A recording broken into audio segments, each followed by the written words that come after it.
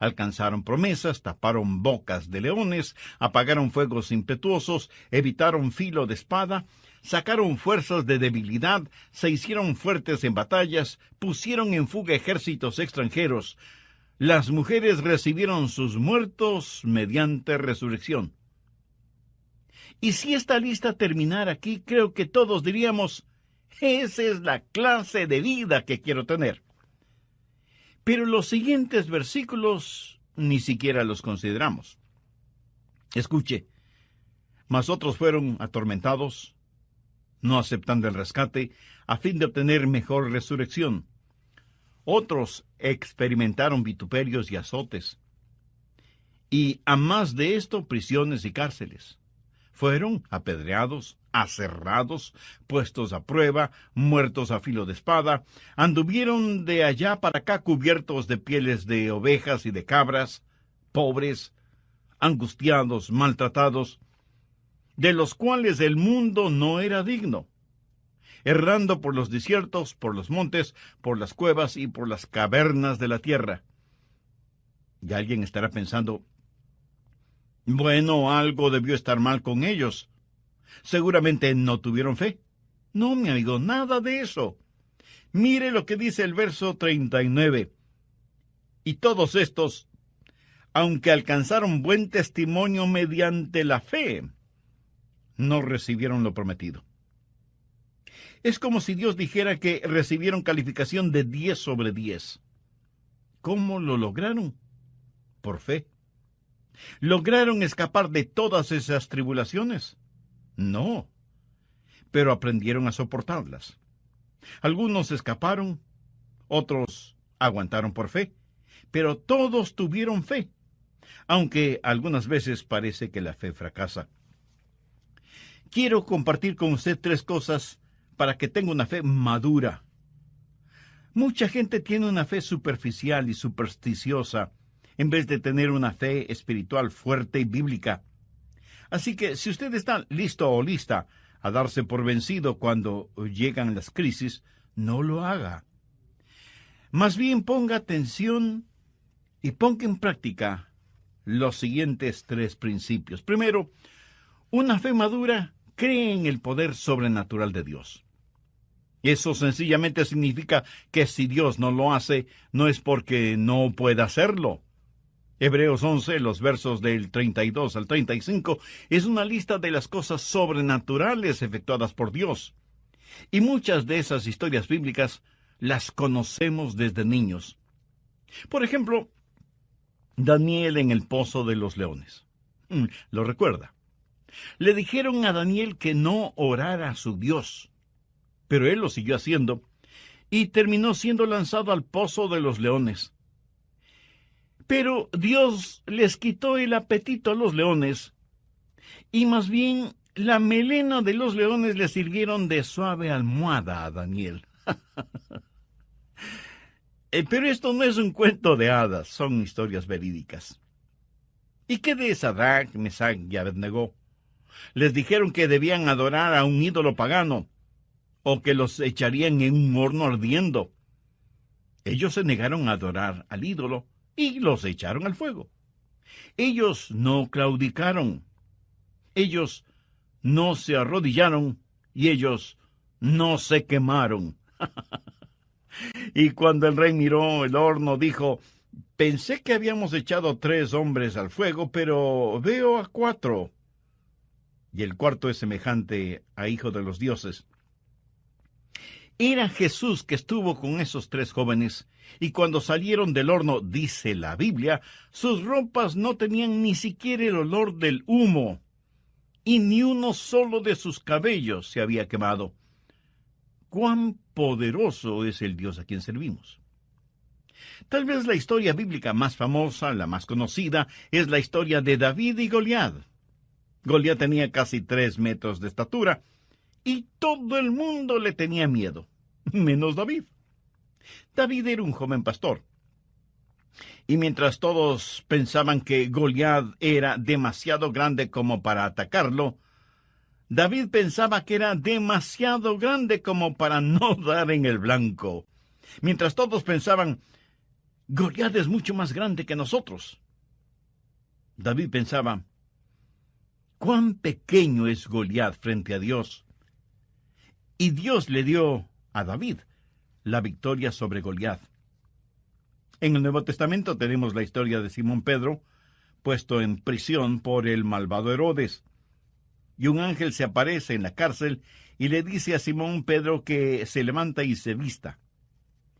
Y no es que se escapan sigilosamente. Salen de esa prisión en forma impresionante. Los cerrojos y cadenas cayeron, las pesadas puertas se abrieron y salieron fuera de la prisión. Es interesante el notar que, de acuerdo a la narración bíblica, Pedro tuvo más dificultad entrando en el lugar en donde los otros discípulos estaban orando por su libertad que saliendo de la cárcel. Increíbles, hermosas y verídicas historias. Si usted ha caminado con Jesús por un largo tiempo, cada uno de ustedes seguramente tendrá experiencias como esas, cuando Dios en forma milagrosa, sobrenatural e inexplicable, obró en su corazón y en su vida. Y usted dijo, alabado sea Dios. El sobrenatural poder de Dios. La fe madura cree en el poder sobrenatural de Dios. Y jamás diga que hay algo que Dios no pueda hacer. Dios lo puede hacer todo, menos fracasar. Ahora, si usted piensa que estoy tratando de minimizar lo milagroso en este mensaje, es que no he entendido todo el asunto. El escritor de Hebreos nos da todas estas ilustraciones en donde es evidente que una fe madura cree en el poder sobrenatural de Dios. Segundo, una fe madura se inclina frente al propósito soberano de Dios. No solo está el poder sobrenatural de Dios, sino también el propósito soberano de Dios. Oh sí, a veces los caminos de Dios son misteriosos, pero eso no significa que sean inciertos o débiles. Hebreos 11:37 dice que algunos de los campeones de la fe fueron apedreados. Zacarías, el profeta, fue apedreado hasta morir. Lo mismo sucedió con Esteban. Cuando Simón Pedro, lleno del Espíritu Santo, predicó, como 3,000 almas se salvaron. Cuando Esteban, lleno del Espíritu Santo, predicó, a lo mejor 3,000 piedras le cayeron encima, hasta matarlo. Hombres llenos del Espíritu Santo, campeones de la fe. Otros fueron aserrados. Seguramente se refiere a Isaías, quien, según la tradición, fue puesto en el tronco hueco de un árbol por orden del rey Manasés, quien odiaba al profeta, y ese árbol fue cortado con un serrucho. El rey pensó que así se burlaba del profeta de Dios. ¿Se puede imaginar ser cortado en 2 partes con un serrucho? Parece que desde tiempos antiguos algunas personas tenían especial placer en torturar a hombres y mujeres de Dios. Hoy sigue siendo lo mismo. La única diferencia es que las torturas son más sutiles, sofisticadas y hasta científicas. Se dice que a los primeros creyentes los vestían con pieles de animales y luego los soltaban en los bosques para que sirvieran como presas de cacería y fueran perseguidos por los perros de caza. Otros cristianos servían de alimento a los leones en el Coliseo romano, en donde multitudes sedientas de sangre exigían que, como parte del divertido espectáculo, los cristianos fueran destrozados por los hambrientos leones. Leí en el libro de Mártires que a los creyentes los metían en fundas llenas con serpientes venenosas. A otros los amarraban en postes en la playa durante la marea baja para que durante la marea alta se fueran ahogando lentamente. Warren Wiersbe, quien fuera gran hombre de Dios, dijo: «Es mejor que usted no trate de aprender su teología de las circunstancias, porque si lo hace, llegará a la conclusión de que Dios no le ama». Permítame darle un ejemplo de esto. En Juan 11:5 leemos: «Llamaba a Jesús a María, a su hermana y a Lázaro». Y la Biblia dice que Lázaro se enfermó y murió. Y Juan 11, los versos 14-15, dicen lo siguiente. Entonces Jesús les dijo claramente, Lázaro ha muerto, y me alegro por vosotros. Pero ¿cómo puede ser eso? En el verso 5 se nos dice que Jesús amaba a Marta, María y Lázaro, y en el verso 15 dice que Jesús se alegró de la muerte de Lázaro. Amigo, escúcheme. Si usted trata de reconciliar ambas cosas sin conocer la totalidad de la historia, tendrá que decir, pastor, hay algo muy confuso en eso. Verá, Dios tenía un plan extraordinario para Lázaro. ¿Estamos de acuerdo? Bien, Dios nunca ha prometido que no tendremos dificultades, pero sí ha prometido que al final tendremos la victoria.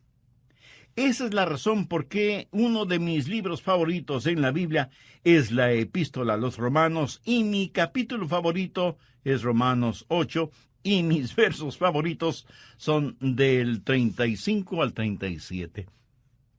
¿Quién nos separará del amor de Cristo? ¿Tribulación, o angustia, o persecución, o hambre, o desnudez, o peligro, o espada? Como está escrito, por causa de ti somos muertos todo el tiempo. Somos contados como ovejas de matadero. Antes en todas estas cosas somos más que vencedores por medio de aquel que nos amó. No está diciendo que no experimentaremos estas cosas. No piense que de alguna manera estas cosas pasan solo a aquellos que no aman al Señor. No. Estas cosas nos suceden a nosotros para que seamos victoriosos. Él ha prometido que nunca nos dejaría ni nos olvidaría, pero nunca nos ha prometido que no tendríamos dificultades. Eso le sucedió a Juan el Bautista. Él fue un gran hombre. El mejor elogio que un hombre pueda recibir salió de los labios de Jesús, quien, refiriéndose a Juan el Bautista, dijo, entre los que nacen de mujer, no se ha levantado otro mayor que Juan el Bautista. Y sin embargo, Juan el Bautista tuvo sus momentos de dudas. Estuvo listo a renunciar, a tirar la toalla. ¿Por qué? Bueno, él había estado predicando junto al río Jordán, predicaba el arrepentimiento, y aunque comía miel, no predicaba dulzuras. Pedía a la gente que viniera a Dios. Era el heraldo de Jesucristo, predicando al aire libre, llamando al pecado, pecado. Y por eso lo metieron en la cárcel. Se puede imaginar a este profeta que amaba el aire libre, encerrado en un frío y fétido calabozo. Y pronto le cortarían la cabeza. Él había estado predicando de un Cristo victorioso, de uno que bautizaría con el Espíritu Santo y fuego, del Mesías prometido. Y ahora Juan se encuentra encarcelado y tiene dudas. Y piensa, si Jesús puede sanar a los enfermos y resucitar a los muertos, ¿por qué no me saca de esta prisión? Y envía algunos mensajeros a Jesús para que le pregunten si él era en verdad el Mesías, o debían esperar a otra persona. Déjeme decirle algo muy importante ahora mismo. Nunca confunde el momento con el hombre. Juan el Bautista tuvo su momento de duda. Ahora escuche lo que Jesús le mandó a decir como respuesta a su inquietud, tal y como lo encontramos en Mateo 11, los versos del 4 al 6.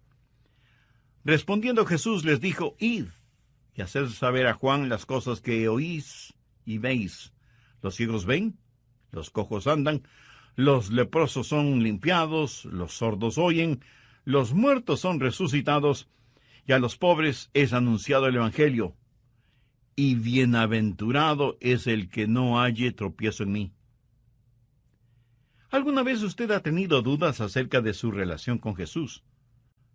¿O usted todavía no tiene una relación espiritual e íntima con Él? Bueno, entonces, este mensaje es para usted, quien quiera que sea y en donde quiera que se encuentre, porque usted puede hacer ahora mismo una decisión espiritual que afectará su vida desde este momento y por la eternidad. ¿Qué le estoy pidiendo que haga? Que con sus propias palabras ore a Dios, converse con Él, porque Él no solo es su Padre Celestial, sino que también es su amigo. Y al orar, todo lo que diga, dígalo con fe, creyendo y confiando. La oración que voy a decir es solo para que le sirva de modelo, de guía. Dios eterno, en realidad no estoy acostumbrado a conversar contigo, y pido tengas la bondad de escucharme.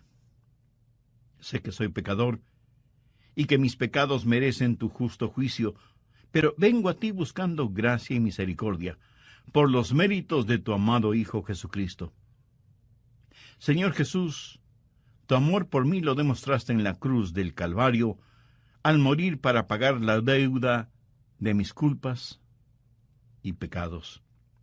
Sinceramente me arrepiento de mis pecados, y con fe como la de un niño, te pido que vengas a morar en mi vida. Te recibo como mi Salvador y mi Señor, para que obres en mí de acuerdo a los designios de tu divina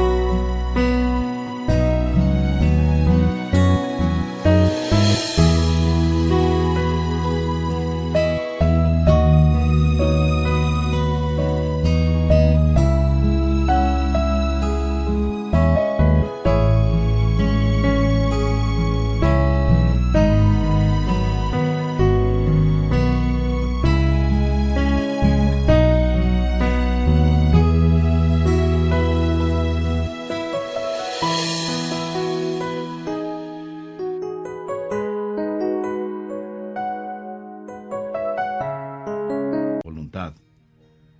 Lo pido en tu santo nombre. Amén.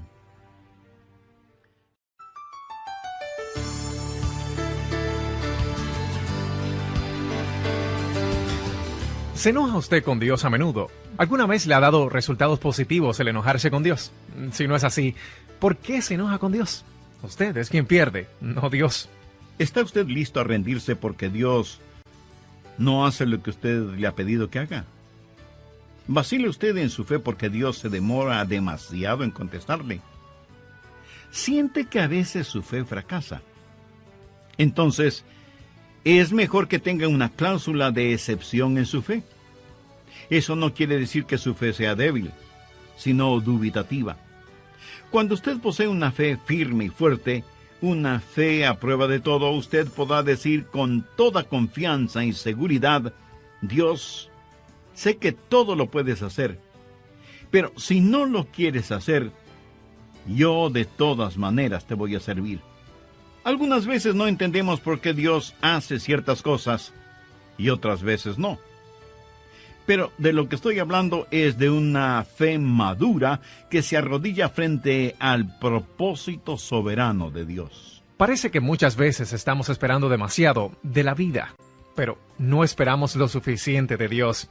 Medimos la vida en términos de comer, de beber, divertirse, en nuestro énfasis en lo material, no en lo espiritual. Amigos, sean bienvenidos a otro programa de El Amor que Vale. Hoy el Dr. Adrián Rogers, en la voz del pastor Lenín de Llanón, nos presenta la segunda parte de su estudio bíblico, Cuando parece que la fe fracasa.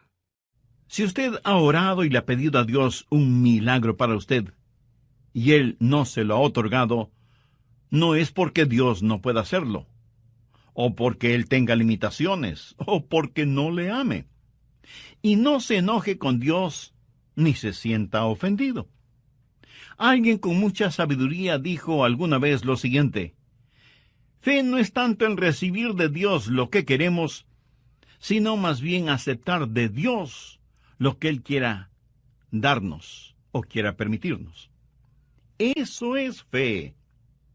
En caso de que no suceda, usted necesita tener en su fe una cláusula que diga: si no lo recibe, agradézcale a Dios, porque Él sabe mucho mejor que usted lo que le conviene. se acuerda de la historia de Sadrach, Mesach y Abednego. El rey les dijo: si ustedes no se arrodillan delante de la imagen, serán lanzados al horno de fuego. ¿Qué me responden? Y la respuesta de ellos la encontramos en Daniel capítulo 3, los versos 16 al 18. Sadrach, Mesach y Abednego respondieron al rey Nabucodonosor, diciendo: no es necesario. Tình yêu đâu cứ phai muôn là quên được ngay. Còn thương em nên anh đau lòng lắm đây. Dù ra sao anh cũng chẳng thể đổi thay. Một cuộc sống không em anh phải làm sao đây. Tự thương lấy mình thôi đớn đau nhiều rồi. Tự mình vỗ về thôi khi không ai cạnh bên. Tập yêu bản thân thôi để không phải buồn. Rồi người thương hóa người dưng cớ sao lệ mi tuôn. Tự thương lấy mình thôi chẳng ai thay đổi. Tự mình cố vượt qua nỗi đau sẽ bối xóa. Tập yêu bản thân thôi cho nên yêu vội. Tình yêu đâu phải trò chơi để cho ta lạc lối. Necesario que te respondamos sobre este asunto. He aquí nuestro Dios, a quien servimos, puede librarnos del horno de fuego ardiendo, y de tu mano, oh rey, nos librará. Y si no, sepas, oh rey, que no serviremos a tus dioses, ni tampoco adoraremos la estatua que has levantado. Y si las palabras "y si no", con que empieza el verso 18, no están subrayadas en su Biblia, deberían estarlo. Los tres jóvenes le dijeron a Nabucodonosor: ¿y si no? Deseamos que sepas que no adoraremos a tus dioses, ni nos vamos a arrodillar delante de la estatua que has levantado. Nuestro Dios tiene poder para librarnos, y Él lo hará. Pero si no lo hace, no es porque esté incapacitado para hacerlo. Pero ni aun así, nosotros adoraremos tu imagen pagana. Esos jóvenes tenían una fe sólida. No tuvieron necesidad de algunas reuniones para decidir qué hacer. Tenían una fe segura, tan segura, que ni aun ante la amenaza de que serían quemados en el fuego, cambiaron de manera de pensar. El mensaje de ellos al rey fue: Dios es capaz. Pero sabemos que si Él no lo hace, eso de ninguna manera cambiará nuestra convicción y nuestra fidelidad hacia Él. Veamos otro ejemplo. Cuando el malvado rey Herodes puso a Simón Pedro en prisión, todos pensaron que él lo mataría, como mató a Santiago. Pero Dios, en forma milagrosa, liberó a Pedro de la prisión. Y surge una pregunta muy lógica. ¿Por qué Dios permitió que Herodes matara a Santiago, pero no a Simón Pedro? Santiago fue malo y Pedro fue bueno. ¿Amaba Dios más a Pedro que a Santiago?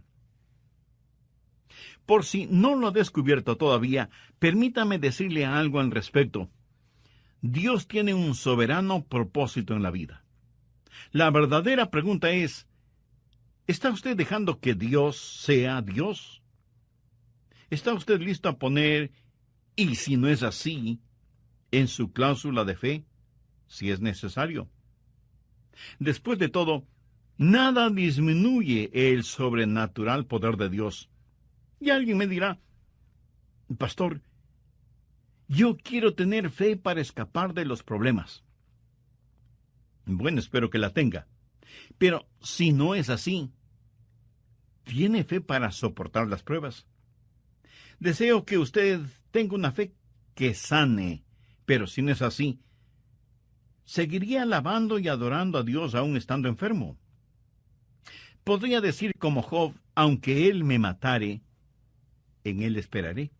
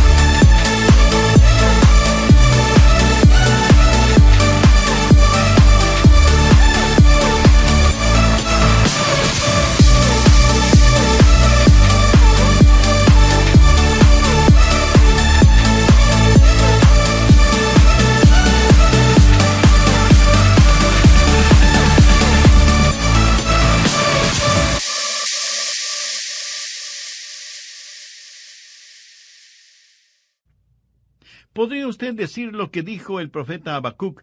Aunque la higuera no florezca, ni en las vides haya frutos, aunque falte el producto del olivo, y los labradores no den mantenimiento, y las ovejas sean quitadas de la majada, y no haya vacas en los corrales, con todo yo me alegraré en Jehová, y me gozaré en el Dios de mi salvación. Tercero, la fe madura se basa en las establecidas promesas de Dios. Cada una de las promesas de Dios son ciertísimas en el Señor Jesucristo. Note lo que dice Hebreos 11, los versos 39 y 40. Y todos estos, aunque alcanzaron buen testimonio mediante la fe, no recibieron lo prometido, proveyendo Dios alguna cosa mejor para nosotros, para que no fuesen ellos perfeccionados aparte de nosotros. ¿Qué significa eso en español simple?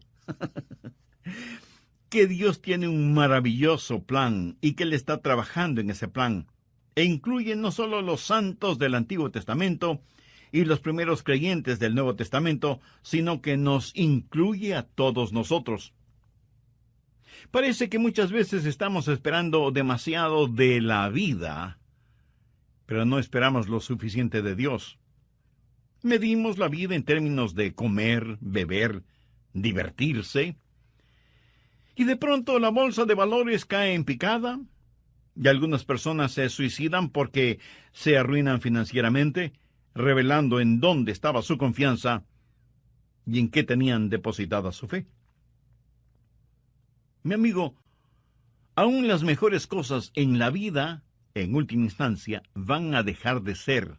Se acabarán, fallarán, sin que importe lo que sean. Usted se enamora profunda y honestamente de una muchacha, y del período del enamoramiento pasa con gozo a la época del noviazgo, y finalmente llega el día del matrimonio. Todo es dicha, felicidad. La vida en realidad parece el color de rosa, por un tiempo, por unos cuantos años. Más tarde o más temprano, de pronto usted se encuentra en la casa familiar, ahora vacía, mirando con nostalgia y lágrimas en los ojos los retratos colgados en las paredes o archivados en una multitud de álbumes fotográficos. La vida es tan breve y pasajera, y si usted está esperando todo en esta vida, no quiero desilusionarle, pero no lo va a conseguir porque siempre le faltará algo. Usted necesita descansar en las grandes y eternas promesas de Dios. Y si las cosas como que se le vuelven de cabeza y usted pierde...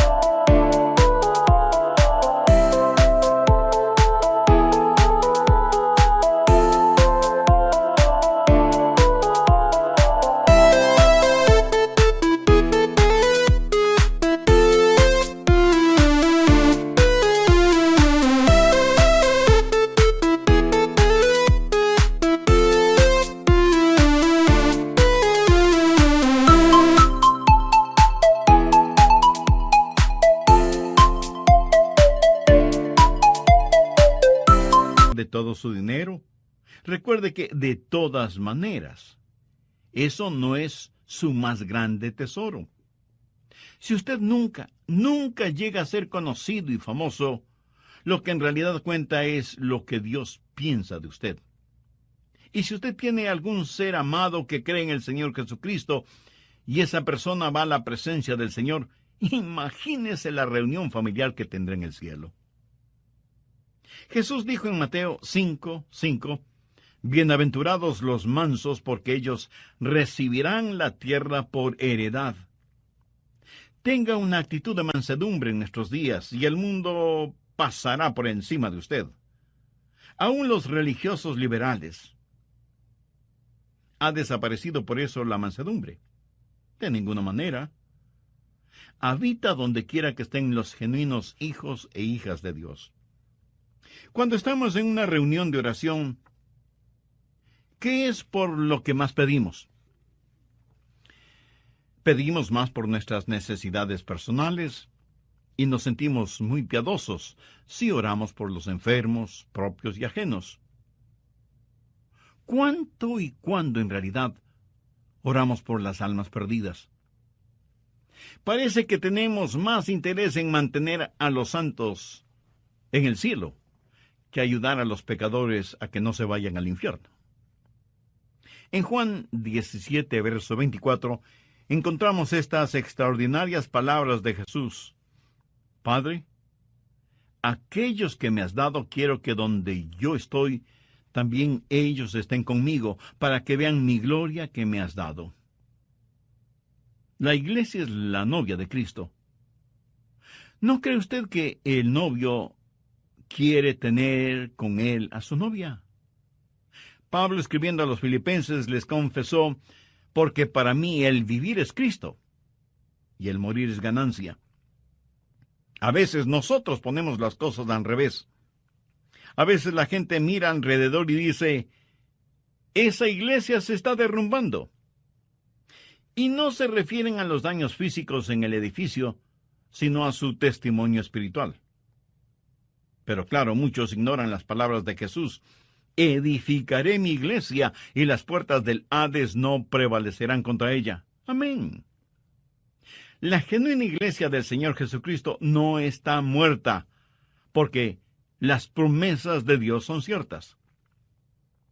He hablado del sobrenatural poder de Dios, del soberano propósito de Dios y de las seguras promesas de Dios. Antes de finalizar, quiero leer una carta que nos envió una hermana en Cristo que escucha este programa radial. Ella recibió esta carta como herencia. Es una de las más conmovedoras y punzantes cartas que he recibido. Dice así: ¿por qué sigo a Cristo? Yo no he visto clara evidencia estadística de que menos creyentes mueran de cáncer en relación con los no creyentes, o que estén inmunizados de una mejor manera contra las enfermedades que afectan a la humanidad. Algunas de las personas más bondadosas y desinteresadas que conozco han sido personas con mala salud. Y el hecho de que sean cristianas no ha sido una protección contra las enfermedades. Por lo tanto, yo no seguiré a Cristo por promesas de buena salud, aunque tampoco voy a discutir o a negar la evidencia de salud restaurada. Me regocijaré en cada recuperación física de lo que parecía una amenaza de muerte sin esperanza. No vacilaré en orar por la sanidad física de mis seres amados y de mis conocidos. No voy a limitar lo que Dios pueda hacer, pero no voy a seguir a Cristo por una prometida sanidad física. No he visto ninguna evidencia de que los creyentes escapen de los desastres y accidentes más que los no creyentes. He ayudado a queridos amigos a limpiar el lodo de sus muebles, cajones y electrodomésticos después de desastrosas inundaciones. Recuerdo haber llevado ropa a una viuda con 5 hijos después de que su casa fue reducida a cenizas por un incendio. Una bala perdida no cambia de rumbo frente a un creyente. Por lo tanto, no seguiré a Cristo por una prometida protección contra los desastres. No me burlaré de increíbles rescates, ni negaré que la providencia ha obrado y continuará obrando por el bien de los hijos de Dios, pero no seguiré a Cristo solo por buscar protección contra accidentes y catástrofes.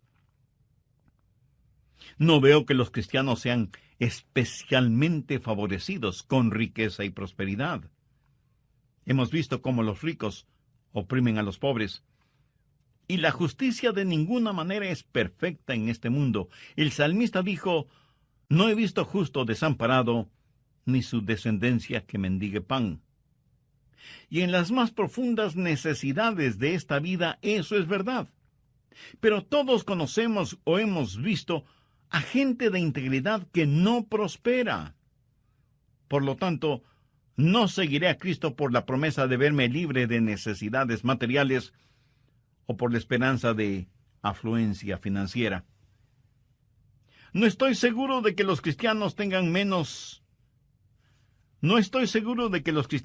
fuertes personalidades o padezcan menos neurosis que los no cristianos. Pero sí sé que no hay amargura más intensa que la amargura religiosa, ni arrogancia